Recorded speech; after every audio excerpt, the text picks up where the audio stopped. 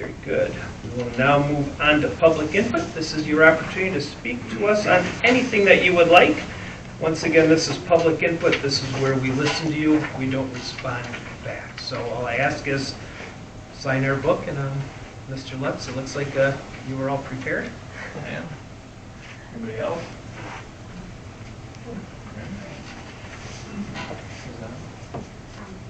We have a presentation, so we printed out a copy for there should be enough for everyone just to follow along, and then if you don't want them after, I'll collect them. But I can just toss them.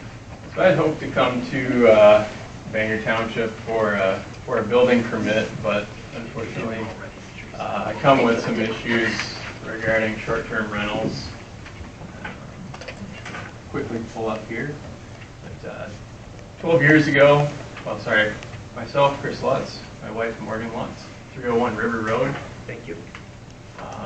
Bought my property in Bangor 12 years ago. Dream location on the river with the intent to rebuild at some future date. But those plans we've since abandoned due to some of the challenges we've had with the neighboring short-term rental. We've had significant issues related to noise and things I'll touch on in this presentation. I'll be as brief as possible. But the house on the left is ours. Bedrooms on the front of the building. Most issues we'll talk about originate from the deck on the right-hand side. This is an overhead view of the area with the green and red stars being the two buildings in question, neighboring and then proposed other short-term rentals. One of these, the one next to us, is unlike the others in that it's advertised as the highest number of occupants amongst all these short-term rentals at 12 people. These lots are 50-foot wide. It was not an issue when I originally purchased. So it's in our perspective that the short-term rentals are in the likeness of a commercial rather than in the likeness of a single-family residence or zoned as such. We unfortunately don't have any language that I can find that limits occupancy or numbers of occupants. These people are all of a transient nature. They've got no skin in the game, very little to lose. And it's advertised on a commercial website through platforms like Airbnb, VRBO, Vrbo. And I think it's an arbitrage around hotel fees, commercial taxes, things of that nature. So we'll move on. And gaps in the existing ordinances is, I think, potentially one thing that enables this. We allow parking on the shoulders. I think when someone has a party at their house, once or a couple times a year, non-issue. This becomes every weekend. We have issues year-round. It's predominantly when the weather's warm, as you could imagine. But the impractical laws are somewhat like having no laws. And I come to you guys only as a last resort. I've attempted to resolve this. This has been a 2-year project. I have well over 100 hours into reviewing zoning, so I'm not bothering you guys unnecessarily. Working with the owner who lives 2 doors down. They purchased this Airbnb about 2 years ago and started using it as such. Dedicated short-term rental, not a way to cover a couple mortgage payments. Communicate with the guests. Signage doesn't work. I tried working with Gary McFarland in August. I think he is looking into structure-related things. I'm a little bit more after operations-related things. The Airbnb platform, we'll cover next slide. We tried to not be that neighbor. we tried to deal with this without involving the police. Finally, in August, we said we're going to call the police. We didn't get a response. And that was for noise, not being able to sleep, literally, usually, like, depending on the week. A holiday week, it's all week long. On an average weekend, it's Wednesday, Thursday, Friday, Saturday nights. Not being able to sleep. And this specific incident was, we had reached out to the owners and not gotten a response multiple times, and then the final night, we finally were like, we don't have any other option other than to, do a noise complaint, because it was the third or fourth night we have been kept up after 1 and 2 in the morning, and we have to work the next day, and so that's really why we decided to call. Though it feels terrible to have to do that, so that was why it was a last resort. We didn't even get a response, so we just stayed up with the neighbors. And I did visit Mr. Tim Mark and Glenn earlier in January, which brings me to this meeting. Through the Airbnb platform, we've attempted, just as recently as August, they say the owners aren't using the platforms, we can't force anything. Second time, they say it's resolved, but nothing has changed about the operation or the noise. I also, people say, well, it's somewhat self-regulated. The Airbnb platform, that is. And I disagree, because we can observe a lot of the guests that are disruptive to us getting high ratings and reviews and comments by the operator and the owner of this property. Despite us reaching out to the owners, asking them to, as the owners asked us to communicate with them. Obviously we were trying, and we did, in those attempts, reach out and let the owners know, here's what happened with these guests, even though, there was no resolve.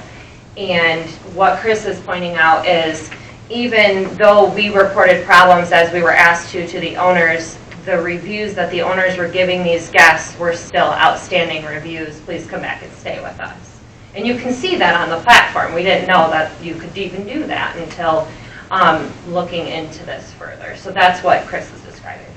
Yeah, I believe that both the host and the guests rely on positive reviews from each other to continue to have the privilege to use the platform. So despite what happens, I think good reviews happen either way. I got a log of pictures, videos. It's on the left. It's on the final pages. Your packet. Yeah, it's color coordinated with all the problems, whether it's trespassing, noise. We've had my contact information's back there as well.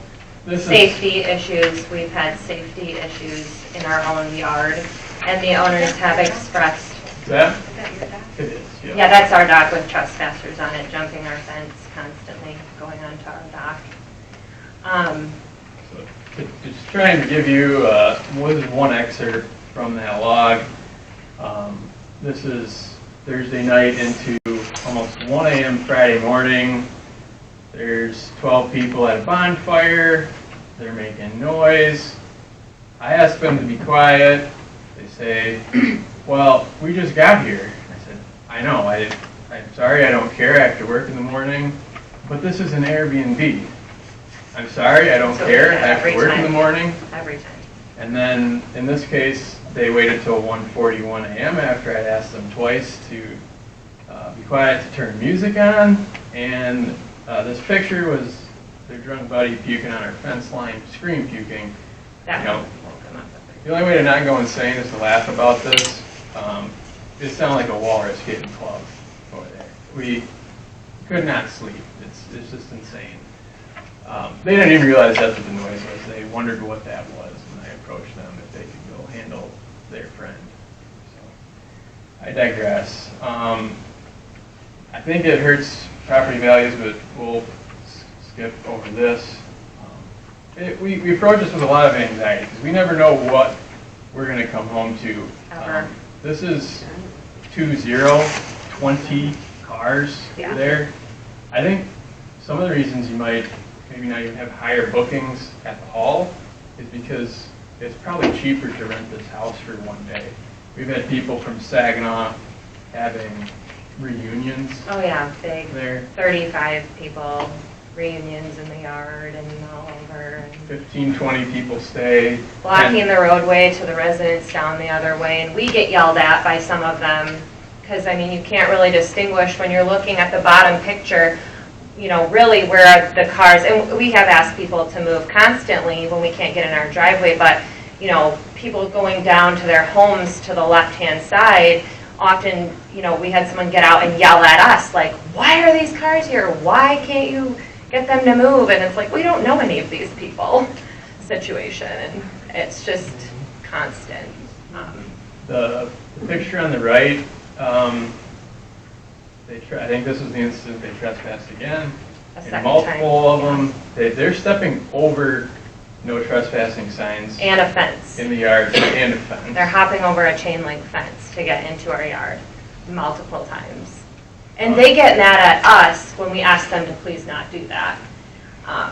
So dealing with the guests who are there for 2-3 days is, they don't care. You know, they don't care that you're upset. And as a matter of fact, you can hear them complaining on purpose out loud about us being disgruntled neighbors when we just simply ask them, please stop casting your line and hooking our boat. You know, we are stepping on fishing lures on our dock, pulling them off of our boat covers, and it's just constant all summer long. Yeah. They get argumentative. And back on slide 8, I wanted to try and illustrate.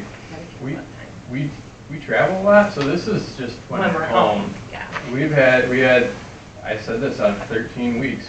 This was the guy vomiting was one of 10 problematic guests over 13 weeks, so it's not an infrequent thing. But I'm hoping that you guys have some of the tools you need, and if we don't have the tools, I'm hoping we could look at ordinances that might help with this issue. But I'm also hopeful that this is an isolated issue. We don't need some sweeping legislation for the whole township. I'm just looking for your support, at least in our incidents. I know this is an example. I don't think we're alone in the problems here. This is a court case where it was deemed that short-term residents do not meet the single-family residence zoning by use of transient guests as a motel. I know there's HB 4722 that says you can't necessarily ban them, but we can still regulate from a safety perspective, and I would encourage you guys to look at that as a vehicle to help us in this situation. And these are communities throughout Michigan that have taken some type of action. Our township, Sugar Springs, that's just up in Gladwin, they use the POA to do stuff, but many incidences of at least where licensing has been capped because if I'm not immune to this, anyone you know or loved ones that have properties locally are not immune either from this happening. And on the last slide, just for your consideration, these are some of the things I think that would help. I prefer just an outright ban, but I think we at least need to segregate and intensify what can be enforced. Maybe look at capping licenses. Biggest one for us, which, like I say, is different for us than all the other ones, is the number of occupants. Yeah. So, from a safety standpoint, you can do it, it'd be appreciated. And then I'd just like to leave us with what a Thursday night at our house looks like, often in the summertime. Wait, this video was actually, it is still on Snapchat. I stumbled on this through a friend. If you go on the Snapchat application, you can find the Coquitlam River. And if someone has tagged the Snapchat at the Coquitlam River, it stays for the public to see. And this is still on that tagged location, and this is on the deck next to our property. And this is just one of many incidents that we This is like have. 12:30 to 1 a.m. on Friday morning, so after Thursday night. And there's a 90-year-old lady that lived at the time of this within about 40 feet of these fireworks. That was it? Alright, that was alright, the shortest one. Your fella here, he's out.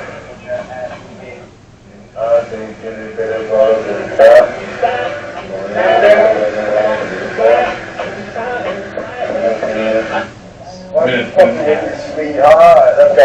So this is right next to our bedroom on the deck. These niggas, come on. That's it. Look at all these fucked up. Niggas. Niggas. The DJ speaker is blasting us across the I yards. should kill.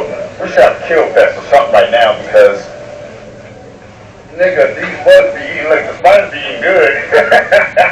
You gotta push it down. There you go. Yeah. Gotta. Tell them now. Everything for me. We ain't now. Couple exes and they love for me. Show them now. Gotta smoke, switch smoking with it. This was after the fireworks, so this was even later in the evening.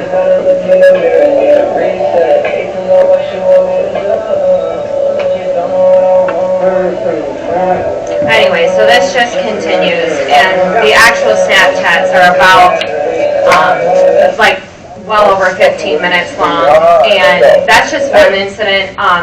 It was quoted in one of the videos they posted that they were celebrating somebody getting out. Charlie getting out. Charlie getting out, and so we assumed that was probably not the best Wasn't a dance situation. class, let's put it that way. Right. So, again, this was our last resort. We have tried very hard to explore every avenue, and we have since canceled, obviously, contacting the builder to build on our property, and have since been desperately searching for another place to live, even though that is our not preferred choice. So, thank you. Mr. and Mrs. Lutz, thank you to everyone. I apologize for exceeding the 2-minute limit. We met with Mr. Lutz previously, with the building official and Sheriff Cunningham, and I wanted you to hear his story in whole, and especially with our Planning Commission liaison, as they will be taking this up.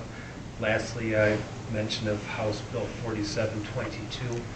If approved, this is the short-term rental bill, 33.3% of the township can be that. So, Mr. and Mrs. Lutz, thank you very much. Thank you very much for your time, everyone.